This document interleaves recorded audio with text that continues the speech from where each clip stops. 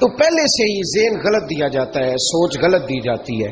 تو میرے بھائی یاد رکھیں، سمجھے بات کو، ہمارے معاشرے کے اندر اصل فکر جو ہے نا وہ نہیں دی جاتی، اصل سوچ سے آگاہ نہیں کیا جاتا۔ قرآن مجید نے حقوق مقرر کیے، بیوی کے بھی اور اس کے خامن کے بھی۔ سمجھ آ رہی ہے میری بات کی؟ اب دیکھیں، پہلی بات تو یہ ہے کہ ہمارے ہاں ہم یہ سوچنے کو اور یہ پوچھنے کو تیار ہی نہیں، شادیاں ہو گئی، وقت گزر گیا، پتہ ہی نہیں میاں بیوی کے حقوق کیا ہے۔ اس کے بعد اگلی بات یہ ہے کہ جس کو پتہ چل جاتا ہے نا، ایک تیسرا پہلو بھی ہے، اس کو سمجھ لے، تمہید کے طور پر بات عرض کر رہا ہوں۔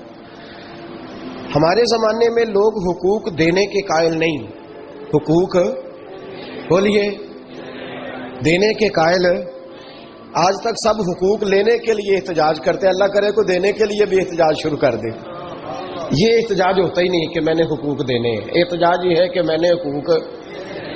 اچھا، اب میاں صاحب کو حدیثیں سنائی جاتی ہیں جب تو وہ گھر جا کے وہ والی حدیثیں سناتے ہیں جن میں خامند کی شان ہوتی ہے، خامند کی، اور بیوی نے بھی وہ کلپ نکال کے رکھا ہوتا ہے جس کے اندر سارے حقوق ہی عورتوں کے بتا دیے جاتے ہیں۔ وہ بھی اخبار کا وہ ٹکڑا سنبھال کے رکھتی ہے جس ٹکڑے پہ لکھا ہوتا ہے کہ اسلام عورت کو بڑے حقوق عطا کرتا ہے۔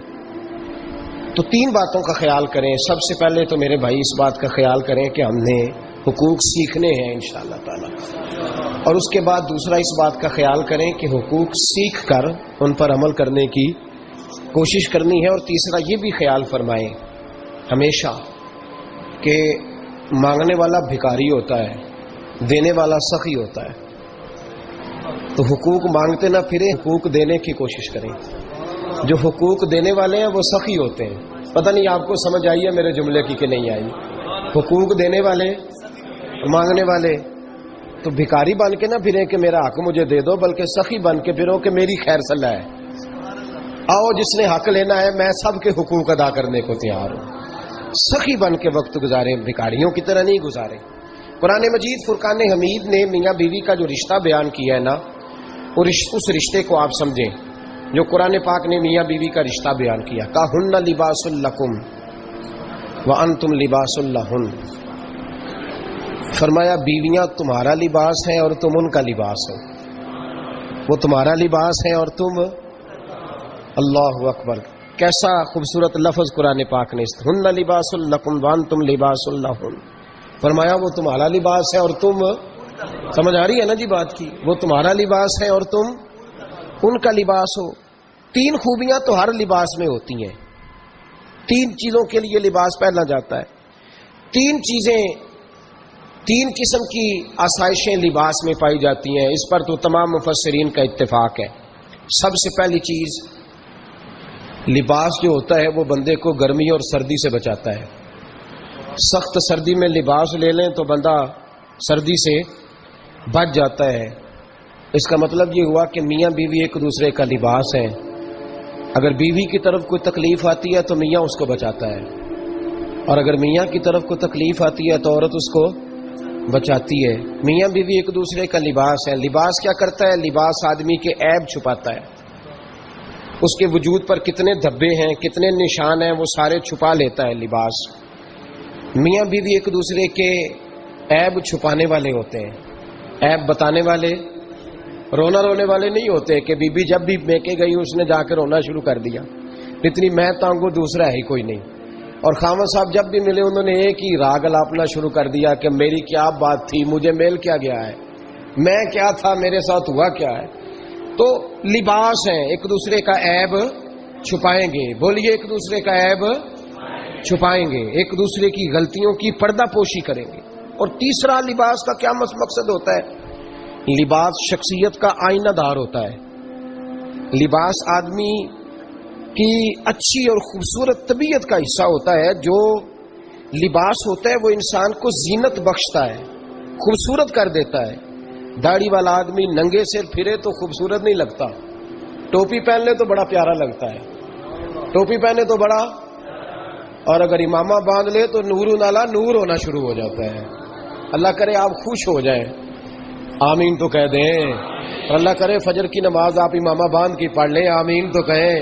چلو کوئی جنہ دی داڑھی نہیں انہوں نے رکھنی چاہیے، جنہ دی نہیں انہوں نے موضوع نہیں تھا پر ہماری بھی مجبوری ہے، داڑھی آ ہی جاتی ہے، ہر موضوع میں شامل ہو جاتی، رکھنی چاہیے۔ سب یاد رکھیں، لباس آدمی کو زینت دیتا ہے۔ قرآن مجید کے لفظوں پہ غور کرو، اگر تو شادی کے بعد بیوی کے آنے کی وجہ سے خامد کو سکون نہیں ملا تو اس کا مطلب ہے اس نے گھر کو زینت نہیں دی، اور اگر شادی کے بعد اس بچی کو تحفظ نہیں ملا، اس کو اپنے گھر کے اندر سکون نہیں ملا، تو اس کا مطلب ہے خامد نے اسے زینت، اس لباس نے زینت نہیں دی۔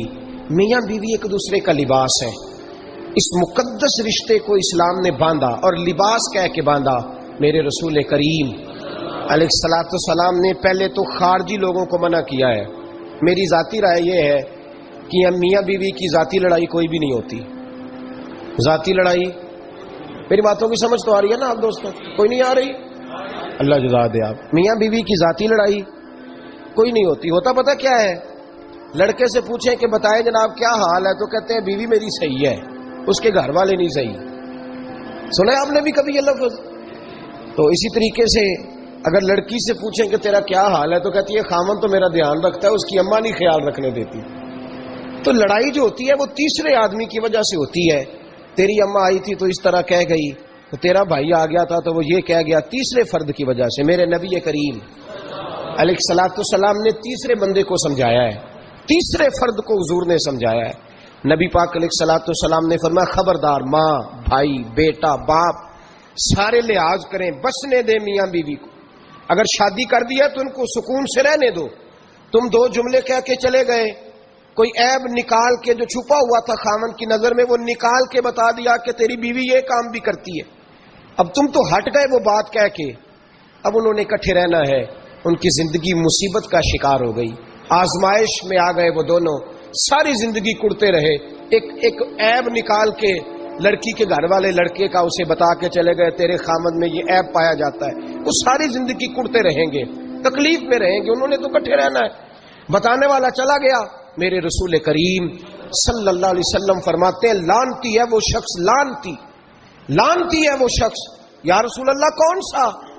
فرمایا جو بیوی کو مرد کے خلاف اکساتا ہے اور مرد کو بیوی کے خلاف اکساتا ہے، وہ لعنتی ہے، ملعون ہے، رحمت الہی سے دور ہے وہ شخص۔ انہیں قریب کرنے کی کوشش کر، تو ان کے اندر محبت پیدا کرنے کی کوشش کر۔ میرے نبی کریم علیہ الصلوۃ والسلام نے جب حضرت سیدہ فاطمہ الزہرا رضی اللہ تعالی عنہا اور جناب سیدنا علی المرتضی رضی اللہ تعالی عنہ کی شادی کی تو نبی پاک نے دونوں کے سر جوڑے اور دونوں کے درمیان محبت کی دعا فرمائی، دونوں کے درمیان محبت کی دعا فرمائی۔ اور نبی پاک صلی اللہ علیہ وسلم حضرت فاطمہ کے سامنے جناب علی کے فضائل بیان فرماتے، اور جناب علی آتے تو نبی پاک فرماتے فاطمہ تو میرے وجود کا حصہ ہے، وہ تو میرے جگر کا ٹکڑا ہے۔ تو ان دونوں کے درمیان الفت پیدا، یہ سب سے پہلے تو خارجی لوگ اس بات کا خیال کریں، سب سے پہلے تو خارجی لوگ خیال کریں، توجہ دیں، ان کو بکھرنے سے بچائیں۔ اب میاں بیوی بھی سمجھ لیں کہ ہماری ذمہ داریاں کیا ہیں۔ مسند امام احمد بن حنبل میں حضرت ابو درداء رضی اللہ تعالیٰ عنہ سے حدیث مروی ہے، نبی کریم صلی اللہ علیہ وسلم کی بارگاہ میں ایک خاتون نے آ کے عرض کیا یا رسول اللہ صلی اللہ علیہ وسلم مجھے بتلائیے خاوند کا حق کیا ہے۔ یہ جو حدیث سنانے لگا ہوں نا، یہ بیٹی کو سنانی ہے، جا کے یہ ٹیلی فون کر کے بہن کو سنانی ہے، صرف بیوی کو سنانے کی نہیں ہوتی یہ چیزیں۔ یہ حدیث بیٹی کو سمجھائیں، بہن کو سمجھائیں، ان لوگوں کو سمجھائیں تاکہ، اور یہ یاد رکھیں خاوند کے حقوق اگر بچی کے گھر والے اسے سکھائیں نا تو اس کی سمجھ میں جلدی آ جائیں گے، اور بیوی کے حقوق اگر خاوند کے گھر والے اس کو سمجھائیں تو اس کی سمجھ میں بات جلدی آئے گی، وہ خیر خواہ سمجھتے ہیں اپنے رشتہ داروں۔ یہ والی حدیثیں ان لوگوں کو سنانی چاہیے جن لوگوں کا بچہ ہے یا بچی ہے، متعلقہ آدمی حقوق بیان کرے۔ جب متبادل چیز کسی کے سامنے آتی ہے تو وہ کئی دفعہ سمجھتے ہیں کہ خلوص اس میں پورا نہیں پایا جاتا۔ حضرت ابو درداء رضی اللہ تعالیٰ عنہ فرماتے ہیں ایک خاتون حضور کی بارگاہ میں آئی، عرض کرنے لگی یا رسول اللہ صلی اللہ علیہ وسلم میں نکاح کرنا چاہتی ہوں، شادی کرنا چاہتی ہوں، مجھے بتلائیے خاوند کا حق کیا ہے؟ اگر تو میں ادا کر سکتی ہوں تو میں نکاح کروں، ورنہ میں اس کام سے بچوں۔ میرے نبی کریم علیہ الصلوۃ والسلام نے فرمایا بی بی اگر خاوند کے ناک سے ریٹھ نکلے، ریشہ نکلے پیپ بہے اس کی ناک سے اور بیوی اپنی زبان سے وہ صاف کر دے تو پھر بھی اس کا حق ادا نہیں ہوتا. حضرت ابو دردہ کہتے ہیں آنکھ کھول کے اس عورت نے دیکھا تو میرے نبی پاک نے اگلے جملے ارشاد فرمائے. حضور نے فرمایا تو ان باتوں میں حیرت کر رہی ہے، میں اگر خدا کے علاوہ کسی کو سجدے کا حکم دیتا تو میں عورت کو کہتا اپنے خاوند کو سجدہ کرے.